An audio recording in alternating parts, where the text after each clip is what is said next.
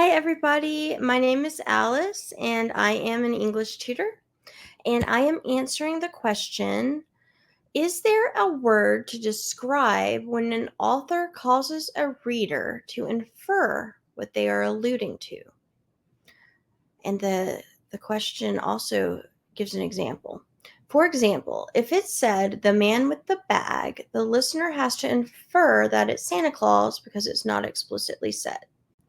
Okay, this is a great question. And this also leads to a bigger topic, which is literary devices. Okay, so um, what's happening when the author says that the man with the bag, that's an inference or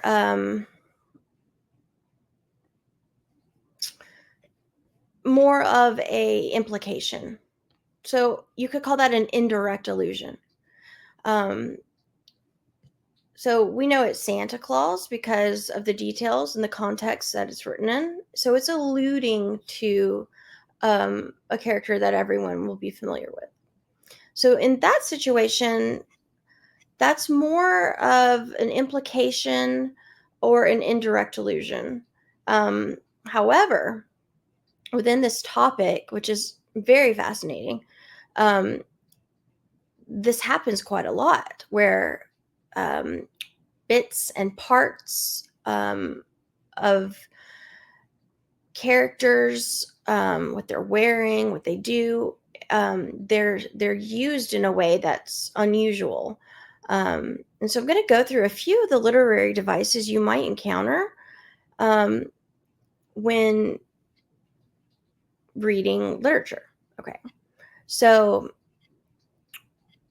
the first one is allusion, like we went through just a minute ago. A more direct allusion, and I'm going to be using Little Red Riding Hood as an example. So a more direct example of allusion would be if the author, the Brothers Grimm, well, let's just go with that, describes Little Red Riding Hood as a young girl wearing a bright red cloak carrying a basket to grandma's house. Okay, and they never named her. They never said Little Red Riding Hood, and you didn't know what you were reading. I think most of us could infer that that's Little Red Riding Hood. She meets all the criteria that Little Red Riding Hood does, right? So the description that we read alludes to the character, Little Red Riding Hood. Same as Santa, but that's more direct. So going from there, there's another literary device. It's called metonymy. It's a really fun one. It's when you take a descriptive adjective or a description of a character or something they do, and you call them that. For example, with Little Red Riding Hood, calling her Red is a metonymy.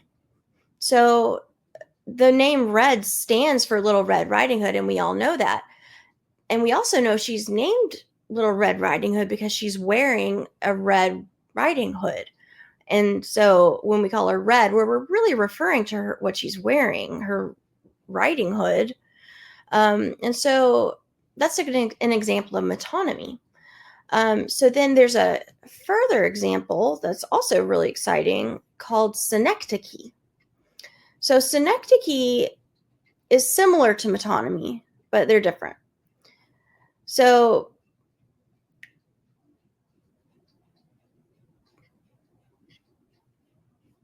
a synecdoche is when you use a part of something to represent the whole thing. So again, it's similar to metonymy, but different. In Little Red Riding Hood, for example, if someone were to call her the cloak or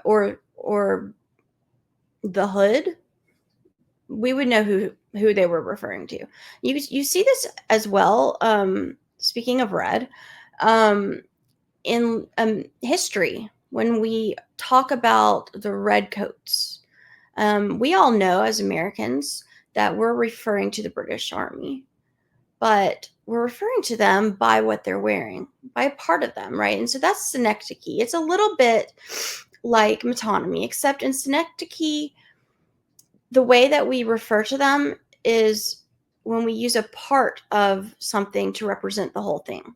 So they are more than just a red coat, just like Little Red Riding Hood is more than her red cloak, right? So a few more.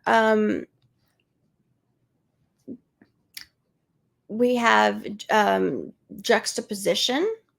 So this would be when two opposites are placed side by side, and it's done in order to highlight the difference. So if you have two characters placed side by side, Little Red Riding Hood and the wolf, for example, um, then that's a big juxtaposition. We can make a list of what Little Red Riding Hood is and what the wolf is not in relation to it. Little Red Riding Hood is innocent, sweet, naive. The wolf, literally her opposite, right? Evil, cunning, dangerous. So that contrast emphasizes those themes and helps to characterize the character. Okay, and then one more. Let's talk about allegory just for a second. Um, an allegory is when a story represents something bigger. So this is beyond just the character, it's the whole story. And it's usually used to provide a moral, to teach us a moral lesson. So Little Red Riding Hood can be seen as an allegory, as can most fairy tales, um, because it's an allegory for the loss of innocence. Um, Little Red Riding Hood's journey through the forest represents how we, as we grow up, encounter dangers and face the real world. And I think that the color red is symbolic here too, as well. And so I hope that helped. That's a wonderful question. I am a literature tutor, an English tutor, a writing tutor. My name is Alyce. I would love to work with you. Please book a session with me. And I hope you have a great day. Thanks.